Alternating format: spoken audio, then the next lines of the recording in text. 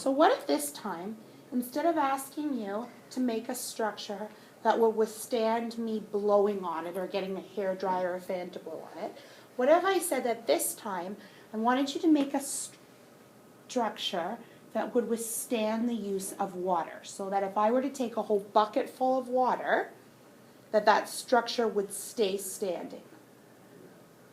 Which of the materials that you use today do you think would not work? So we had tin foil, sugar cubes, salt, and paper and tape. If I told you that I was going to dump a bucket of water, which materials from today would you choose not to use? You don't think they would work? Salt. Why? Because it's just little pieces of white things. Yeah? And if you dump it, then it would just go back to where it was, just flat little white pieces in the water. Right. Anybody else have some thoughts? What do you think wouldn't work?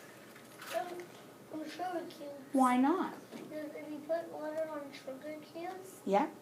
sugar cubes are made out of sugar, and it'll just fall down, and it'll probably melt the sugar. How do you know that? Because I know that because water blows down, and water like floats. Sugar cubes floats on water. So if they float, why do you think that would destroy your structure? Because when sugar cubes are on the ground, if the sugar cubes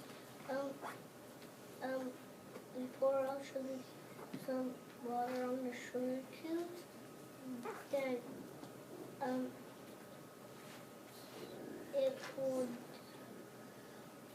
just go like it'll go like into sugar. Okay. Oh, like the other sugar. Okay. Anybody else have an idea of what one you would choose not to use? Dana? The paper. Why wouldn't you use the paper, Dana? Because paper gets wet when you put water on it, and then it gets wet if you try to put tape on it when you take it off for a minute, because if you use the wrong tape, Yeah. it will just go plop. When it doesn't have the tape on, it goes plop Like so just lying down. flat. Okay. Anybody else have something? Yes?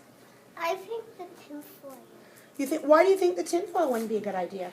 Because tinfoil, sometimes it's not strong enough. But then all of this stuff would not be strong enough. What do you think would have the best chance of surviving with the water? What? Tinfoil. The tinfoil, the sugar cubes, the salt, or the paper and tape? What do you think would have the best chance of surviving? The tinfoil. Why do you think that? Because it only floats because tinfoil doesn't really get wet. But because some parts are a little loose. I noticed when I was working. So what would happen to those pieces? Some little pieces will fall apart. So hold on a minute. If we were then to think for a minute about our houses and our buildings and how we build them. We get water all the time coming on them. What makes the water that goes on our houses and buildings? What's the water that goes all over our house? The clouds make the water when it sucks up too much water, it starts to rain. Oh, so if we were to think about that, what do we need to make sure of then if we were being construction workers and we were building houses or making buildings? It's not none of that stuff. It's supposed to be wood. Okay, and why do you think wood might work? Because when wood gets wet, it doesn't destroy it. Oh, never? It just makes but it doesn't. It just makes it look browner. Oh, is there anything else that we could build with for outside so that if it were to get with water that it wouldn't get Just a destroyed? reminder, we're on indoor nutrition break for today. We'll be on indoor nutrition break. Teachers, please check the schedule to make sure you know where you're supposed to be. Thank you. Okay. Dana? Snow, because snow sticks together because it's wet and rain. Okay, so if you were to build if you were to build a building with snow and it were to rain outside, what's gonna happen? It's gonna melt. It's gonna melt. So and when the sun comes out, it's gonna melt even more. But then hold on. Why up in the far, far, far northern parts do they sometimes make igloos? How does that work? That's because it always snows there. So why isn't it a problem then? Because over here, it doesn't, when it snows, it's gonna melt, and there it doesn't melt. Why doesn't it melt there? Because no sun. Oh, yes. I know how you do it because it's water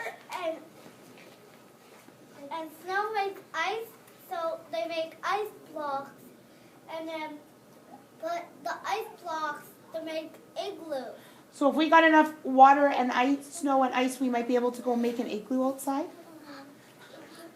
I hope we don't get that much.